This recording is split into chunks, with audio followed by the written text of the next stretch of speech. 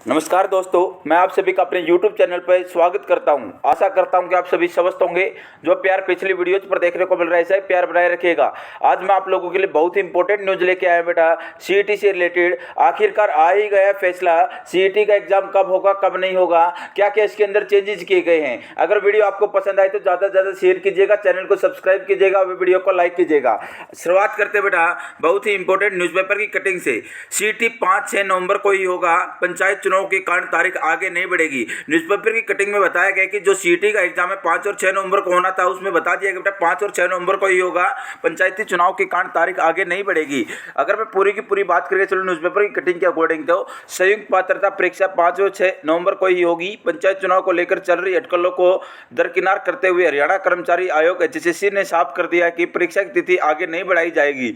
32,000 पदों के लिए होने वाली परीक्षा के लिए सरकार ने भी सभी तैयारियां पूरी कर ली हैं। खुफिया विभाग ने पेपर लीक माफिया पर निगरानी बढ़ा दी है। संदिग्ध कोचिंग सेंटर और पहले नकल और पेपर लीक मामलों में पकड़े जा चुके अभ्यर्थियों पर निगरानी रखी जा रही है। तो बहुत ही इंपॉर्टेंट न्यूज़ है बेटा, बहुत ही इंपॉर्टेंट न्यूज़ रहने वाली आप लोगों के लिए कि क्या हो सकता है कि बोल रहे थे कि पंचायत चुनाव आगे एमटीएस का एग्जाम है, उसके कारण क्या हो सकता है, पेपर डिले हो सकता है। लेकिन एचएसएससी ने अपना नजरिया साफ कर दिया कि एग्जाम में किसी भी प्रकार की कोई भी देरी नहीं होगी। एग्जाम अपने टाइम पर होगा। 5 और 6 नवंबर को जो हमारे सीएम है मनोहर लाल खट्टर जी, उन्होंने बेटा विधानसभा में क्या किया था, घोषणा की थी कि 5 और 6 नवंबर को अपने सीईटी का एग्जाम ले लिया जाएगा। तो एचएसएससी आज भी उसी के ऊपर अटल है।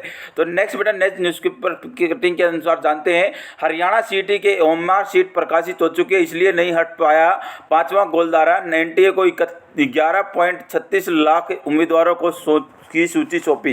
देखिएगा बेटा बहुत ही इंपॉर्टेंट न्यूज़ है। जो हरियाणा ओएमआर सीट, क्या पैटर्न चेंज हुआ है, ओएमआर सीट के ऊपर 5 गोले आ गए हैं। पहले 4 गोले आते थे और 4 गोले आते थे, तो चारों में से कोई भी अपन ब्लैंक छोड़ सकते थे। आजकल नया रूल आ गया कि 5 गोले होंगे, 5 गोलों में से एक तो फिल करना ही करना होगा।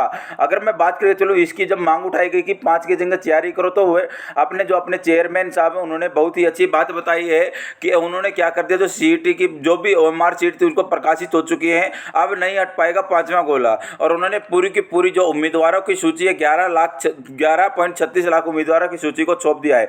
सीईटी 5 और 6 नवंबर को होगा। इसके बारे में एचएसएससी अधिसूचना जारी करेगा या एनटीए जारी करेगा। जो अपने चेयरमैन साहब ने साफ साफ बता दिया, या तो एचएसएससी बताएगा या एनटीए बताएगा।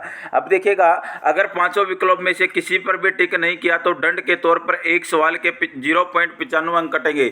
मैं बोल सकता हूँ 0.95 अंक कटेंगे अगर एक सवाल का अगर क्या नहीं किया, अगर गोलदारे को फिल नहीं किया तो। अब देखिएगा बेटा, अगर मैं बात करके चलूँ, हरियाणा कर्मचारी चयन आयोग के ग्रुप सी पदों के लिए आगामी 5-6 नवंबर को होने वाले कॉमन एलिजिबिलिटी टेस्ट की ओमआर सीटें प्रकाशित हो चुकी हैं।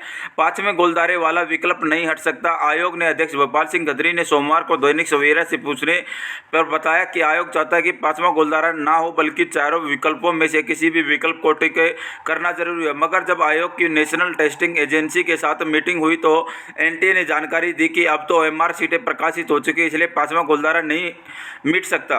उन्होंने बताया कि एनटीए ने साफ कर दिया कि अगर किसी पर्सन के 4 विकल्प उत्तरों में से किसी पर भी टिक नहीं किया जाता तो 5वां गोलदारे पर टिक करना जरूरी होगा, क्योंकि 5वां गोलदारा है उस पर ऊपर 4 विकल्प में से किसी भी टिक नहीं किया है। अगर 5 गोलदारों में से किसी गोलदारे पर टिक नहीं किया तो उस पर्सन के 0.95 अंक काट लिए जाएंगे, यानी उम्मीदवारों को दंडित किया जाएगा। यह अध्यक्ष ने बताया कि 100 क्वेश्चनों के कुल 95 अंक होंगे, इसलिए एक पर्सन के 0.95 अंक है। किसी भी गोलदारे पर टिक न करने पर एक पर्सन के 0.95 अंक कटेंगे। अगर टिक कर देते हैं और उत्तर गलत होता तो उसका कोई अंक नहीं मिलेगा, मगर 0.95 नहीं कटेंगे। इसलिए उम्मीदवार इस बात का ध्यान रखें कि हर पर्सन के उत्तर के लिए 4 विकल्प में से एक विकल्प पर टिक करके करें या 5वें गोलदारे पर टिक करें। सीईटी के लिए हमने एनटीए को पत्र लिखा है, या तो अधिसूचना करेगा या आयोग के कंफर्मेशन दे ताकि आयोग अधिसूचना जारी दे। अध्यक्ष हरियाणा कर्मचारी चयन के अध्यक्ष भोपाल सिंह खत्री ने दैनिक सवेरा से पूछा कि हालांकि बार बार अपनी तारीखों से मीडिया में कहा जा रहा है कि सीईटी 5 नवंबर को होगा, मगर उम्मीदवार आपके बयान पर विश्वास नहीं कर रहे। वे कह रहे हैं कि आयोग की तरफ से कोई अधिसूचना या पब्लिश नोटिस जारी नहीं हुआ है। अध्यक्ष ने कहा कि आयोग ने एनटीए को पत्र लिखा है, सीईटी 5 और 6 नवंबर को होगा। इस संबंध में या तो एनटीए पब्लिश नोटिस अधिसूचना जारी कर दे या एनटीए इस संबंध में आयोग को कंफर्मेशन लेटर भेज दे ताकि आयोग इस संबंध में अधिसूचना पब्लिश नोटिस जारी कर दे और उम्मीदवारों को विश्वास हो जाए। एडमिट कार्ड 4 या 5 दिन पहले डाउनलोड हो जाए। अध्यक्ष ने बताया कि एनटीए ने कहा कि वे जल्द ही आयोग के पास एक पत्र जवाब में भेजेंगे। जैसे ही अब पत्र आएगा उसके अनुसार जानकारी सार्वजनिक कर दी जाएगी।